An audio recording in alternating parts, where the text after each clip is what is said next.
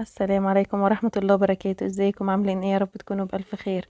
هنعمل مع بعض النهاردة بطاية كده جميلة أساسية على سفرتك في رمضان، وهخليكي تعرفي ازاي تطلعي منها أحلى شوربة وتكون رايقة معاكي وجميلة بالشكل ده. يلا نسمي الله ونصلي على الرسول ونبدأ مع بعض. بس يا ريت لو أول مرة بتشوفوني تشتركوا في القناة وتعملوا لايك للفيديو.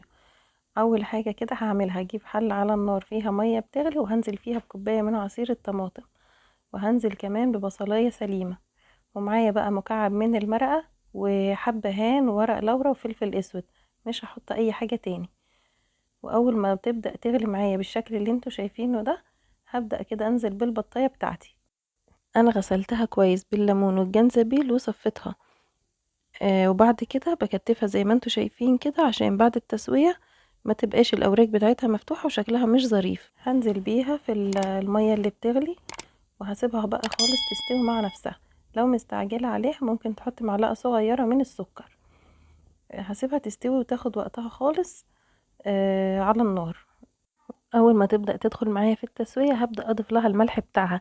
زي ما انتوا شايفين كده بالظبط، الشوربة طالعة معايا رايقة وجميلة، تقدري تعملها منها احلى محشي بشوربة البط. انا حبيت الفيديو النهاردة يكون بس عن ازاي تعملي شوربة البط بطريقة جميلة.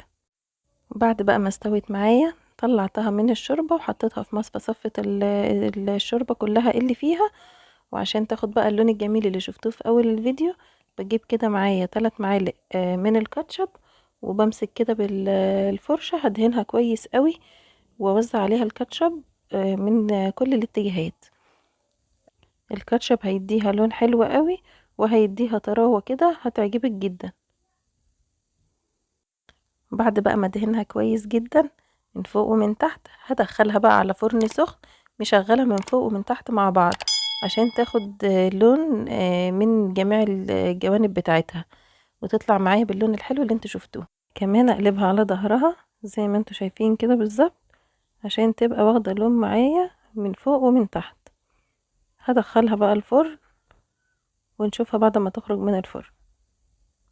انا كمان عملت معاها محشي، بس ما حبيتش الفيديو يطول عليكم، هحط لكم برضو اللينك بتاع الفيديو بتاع المحشي في علامة الاي اللي هتظهر فوق، وهسيبه لكم في صندوق الوصف.